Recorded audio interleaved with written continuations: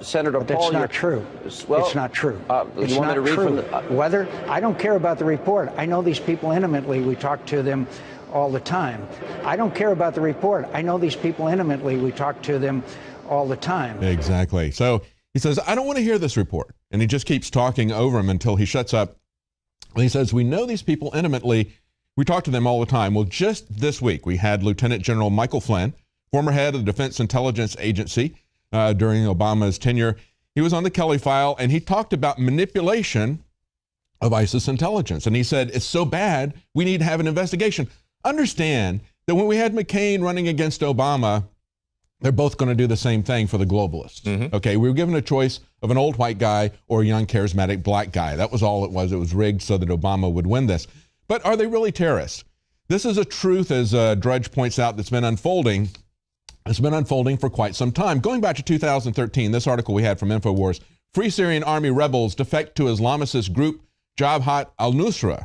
And this was, these were fighters who were defecting at the time. In December 17th, 2013, top Free Syrian Army commander defects to al-Qaeda-linked group. This guy was named Jamal. He was Saddam al-Jamal. He headed the Allah Akbar Brigade. Oh, they sound like our moderate rebels, don't they? The Allah Akbar Brigade. He was a top FSA commander. He then went more openly to al-Qaeda. In 2012, we had Hula eyewitnesses saying the Free Syrian Army was responsible for a massacre.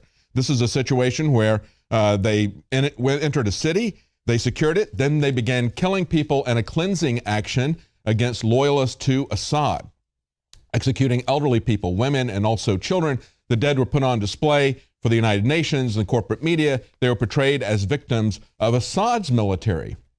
Nevertheless, they went back and they talked to the eyewitnesses, and you can see that video that's linked in that article. Then another one, August 12th, 2012, UN designates Free Syrian Army affiliates as al-Qaeda. That's the UN. That's the UN. Yeah, exactly. Thank you so much, David. You guys can find all these reports on INFOWARS.com.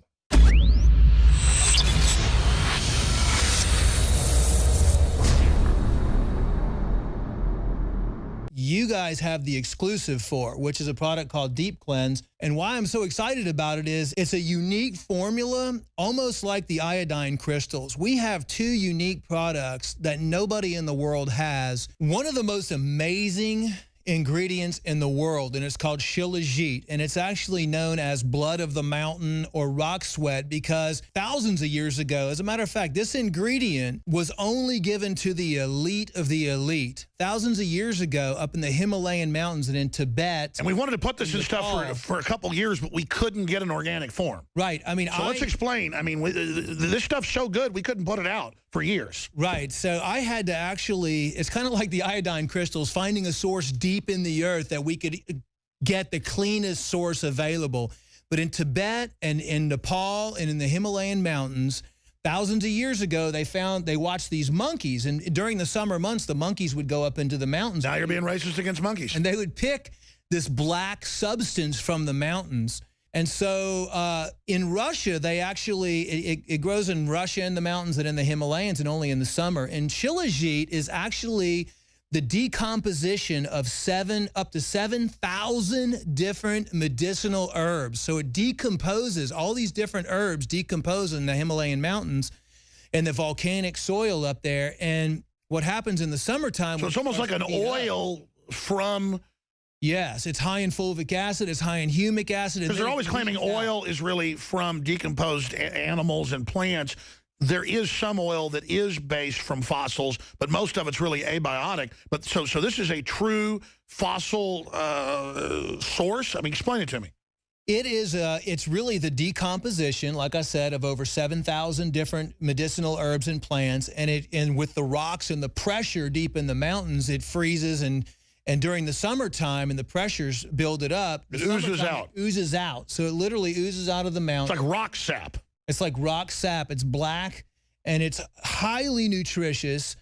Even in the 1980s, when the Olympic athletes in Russia were accused of being on steroids, they found out that they were actually been given shilajit because it works as an anabolic as well. and it builds muscles. It's a big dose in there. The second big main ingredient in there is a volcanic zeolite concentrate. And what this formula is designed to do, the shilajit and the zeolites have a real strong negative charge.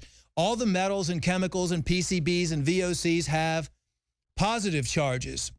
So these go in, they grab it, and then they safely eliminate it through the body so you can become healthy. I mean, this is an amazing formula. I wish I actually had it, but because this was an exclusive InfoWars Life product, you're the only one in the world that has this formula now. And you know, there is going to be a limited supply available when you sell out because you can only harvest this once a year. How do people take it? How is it recommended that this be done? Just a daily dose? Yeah, daily dose. The instructions are on the label. You know, of course, I kind of modify it for each individual. It depends on what your lifestyle is. I mean, honestly, the best thing to do is for you to avoid all these chemicals and toxins in your environment and try to identify them and start slowly reducing them. But personally, I'm going to probably take it every day, every other day, and I'll probably go with about a dropper full to maybe 2 dropper fulls. And I don't expose myself to any chemicals. InfoWarsLife.com. Please also support our local AM and FM affiliates, support their local sponsors or become a sponsor, and spread the word. Because these aren't just great products. This is how we fund this independent operation. We're not taxpayer funded like MSNBC or NPR, and neither is your local station. So support them, folks. This is a war.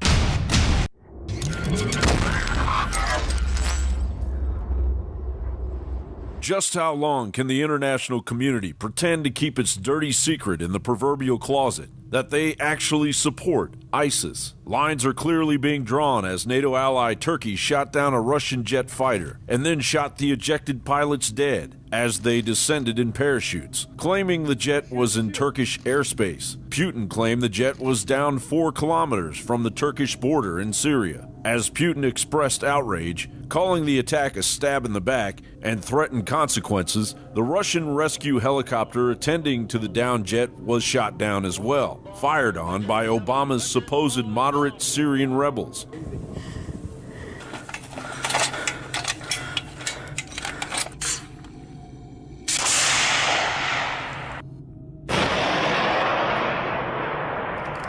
I do think that this points to an ongoing problem with the Russian operations, in the sense that they are operating very close to a Turkish border, and they are going after moderate opposition that are supported by not only Turkey, but a wide range of countries.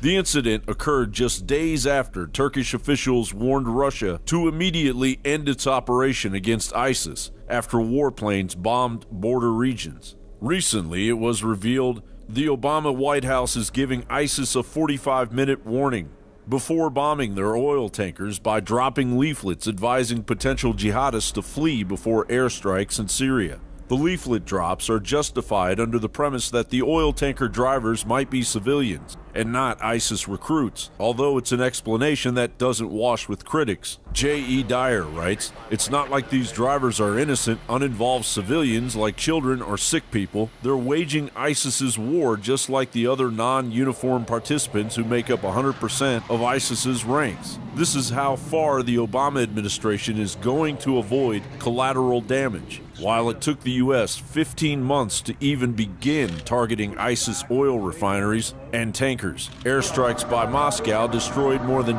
1,000 tankers in a period of just 5 days. In comparison, Colonel Steve Warren said the U.S. had taken out only 116 tanker trucks. U.S. airstrikes targeting ISIS oil assets are so rare that PBS was caught using footage of Russian fighter jets bombing an oil storage facility in Syria and passing it off as evidence of the U.S. targeting the Islamic State's oil infrastructure. U.S. military pilots have also confirmed that they were ordered not to drop 75% of their ordnance on ISIS targets because they couldn't get clearance from their superiors. The never-ending holiday propaganda campaign of fear is underway, as the State Department has issued terror warnings for every holiday since September 11, 2001, It is particularly fond of frightening people around Thanksgiving and Christmas. This year is no exception. On Monday, the State Department issued a worldwide travel alert. You're not safe anywhere. This travel alert expires on February 24th, 2016. The alert posted on the State Department's website says,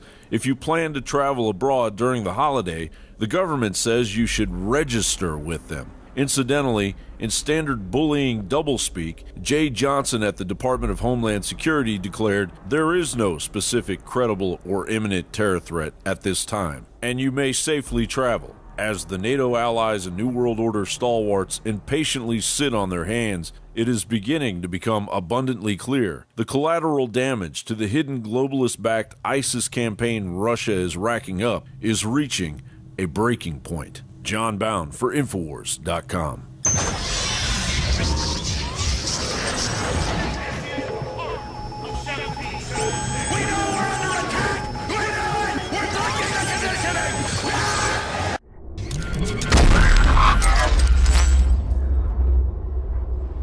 Swedish Prime Minister Stefan Löfven, leader of the Swedish Social Democratic Party, has finally announced that Sweden is no longer capable of maintaining the crushing weight of the hordes of Syrian refugees flooding the country. The numbers don't lie. 10,000 migrants a week and an estimate of 190,000 new refugees will inhabit Sweden by the end of the year. Not to mention a rape epidemic sweeping Europe, transforming Sweden into the rape capital of Europe, all in the name of anti-racist, bleeding-heart liberal ideals engineered by big banking globalists, allowing the cancer the refugees are actually escaping from to spread throughout Eurasia, hidden within the refugees' ranks. An engineered, soft invasion. Sweden's past success was in part related to careful reforms and fiscal responsibilities now being exploited by Prime Minister Löfven's controllers. Jörgen Mason writes that in 2013, Löfven's press secretary announced that the newly elected leader of the Swedish Social Democratic Party will be present at Bilderberg,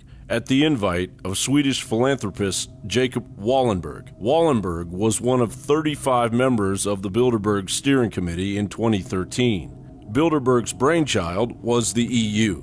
Its financial control over the EU's socialist leaders sponsoring the soft invasion of refugees is blatantly obvious, and just 2 years after Löfven attended Bilderberg, by all accounts, Sweden could be facing a collapse.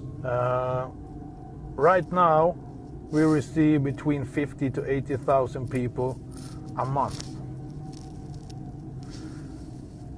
We can only offer them tents for shelter, and right now it's going to get the winter time here, and it's about to turn between -20 to -30 Celsius. This has come to a point when you no longer can call it racism, because the picture is so much bigger than that, and it's come down to humanity. And right now, Sweden can't manage. We are sacrificing our elderly. We are sacrificing our preschools, our kindergartens, our school system, our elderly care, and the welfare system as it is. If you say this in Sweden, you're considered a racist. Even if you never say that we're going to stop immigration, we have to kick everybody out, it's considered racism to criticize the politics for immigration and asylum.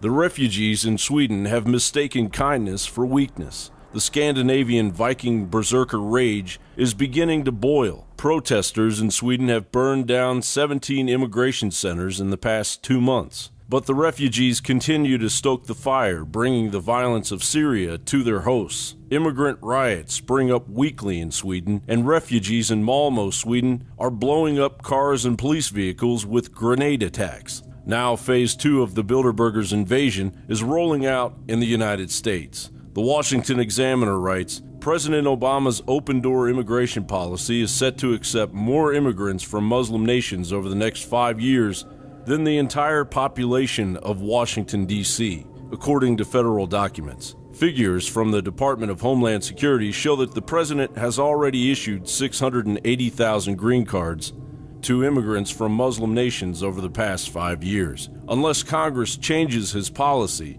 that number will be repeated in the next 5 years. 2016 is ramping up to be a year of cultural devastation that will hit a slowly awakening public like a Mack truck. John Bound for INFOWARS.com.